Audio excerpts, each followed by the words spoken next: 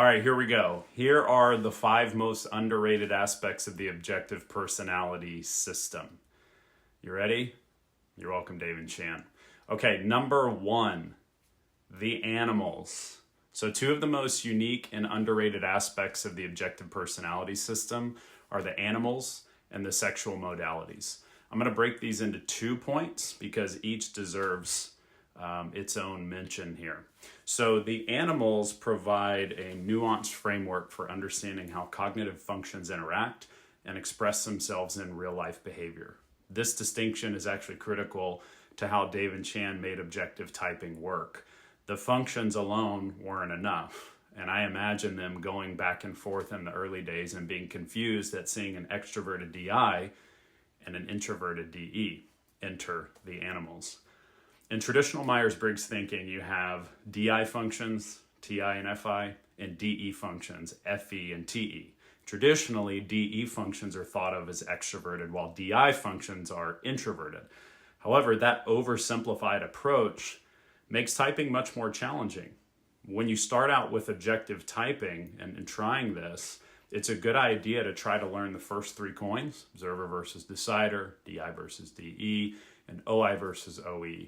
And when you do that using only the first 3 coins, you're going to make a lot of mistakes. And you'll often confuse DI and DE. All the mistakes you make, though, are good because it starts demonstrating your bias and how naturally you can't see very many of these genetic coins. In fact, you're wired to ignore the key differences in favor of blindness to your own weaknesses as an individual. And this is the whole point of objective personality. But over time, what starts to happen if you stick with it is you get more proficient at distinguishing between these coins. And the animals are really important to this because they add a lot of clarity in that process. So let me give you an example of this with the decider functions of how the animals start to clarify what you're seeing in the typing process. The animals show us that there's a spectrum of 4 types of decider expressions. So I'll go to most extroverted to most introverted. Most extroverted would be savior play DE. Next would be savior play DI. Next would be savior sleep DE. And the most introverted would be the savior sleep DI. So when you see these 4 expressions, you're able to start building a spectrum of extroversion and introversion, allowing for better calibration of what you're observing in human behavior. And this framework can also be applied to observer functions, which I'm not going to cover here, but the core idea is that animals refine the way we categorize function expressions, improving accuracy and identifying patterns and helping us build a spectrum that calibrates our objectivity more specifically. Okay, number 4, modalities. So the sexual modalities add a deeper layer of nuance behind the cognitive functions themselves. To me, in your typing journey, this should be the last bridge you cross once you've gotten proficient in identifying your first 3 coins, being able to distinguish sensing versus intuition, and then feeling versus thinking.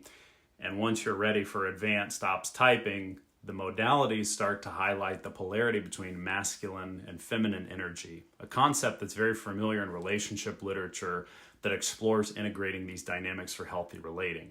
Importantly, this concept applies across all relationships, friendships, and professional relationships as well. Masculine functions are what we push with, the rigid and immovable. Feminine functions are more flexible and adaptable, making them less concrete. So this additional layer of nuance clarifies that distinction between a dominant function or a savior function, which is something you take responsibility for, and a masculine function, something you're rigid and immovable about.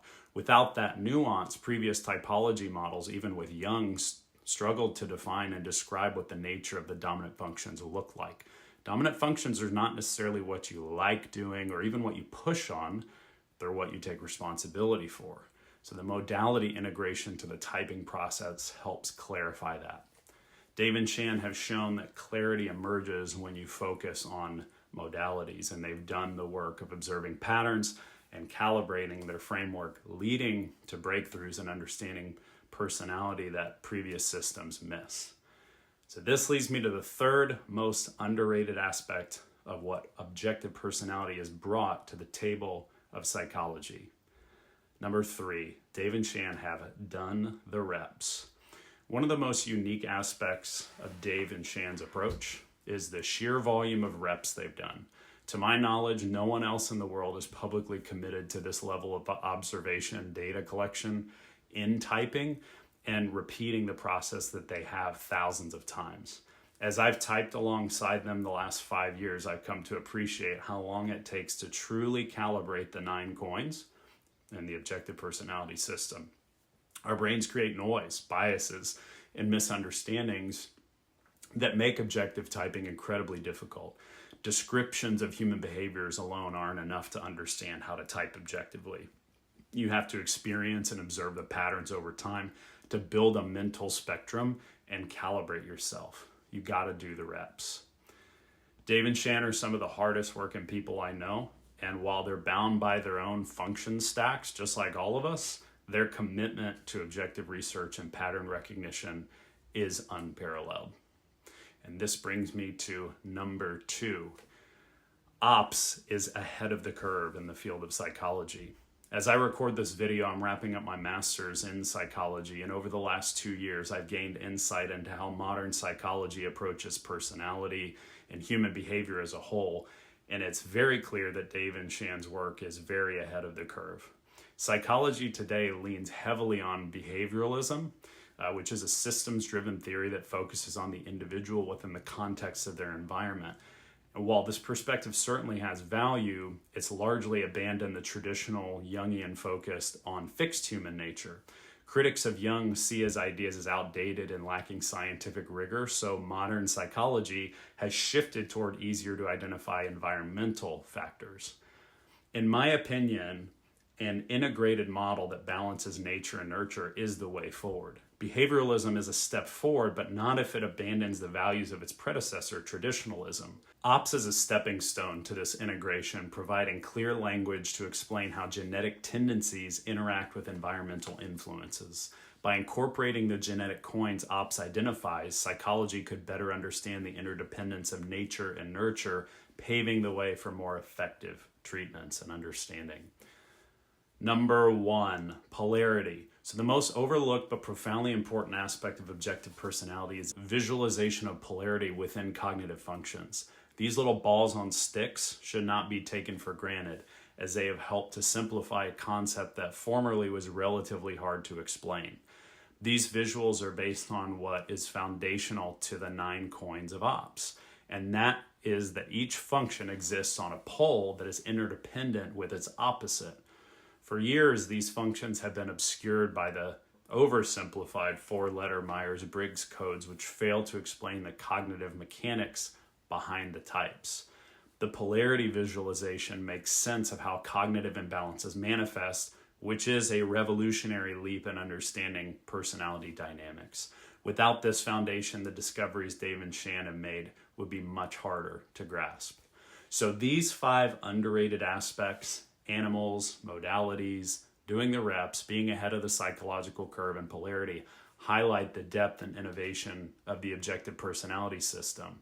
And as psychology continues to evolve, I believe Ops will play a key role in bridging the gap between traditional and modern approaches, providing a more holistic understanding of human behavior. And my personal opinion, continuing to dig into these patterns that have made human behavior more objective is the future of psychological research and explaining human behavior more fully. Hope you liked the video. Leave comments below. Ask any questions you have. Hope you have a great day. Bye.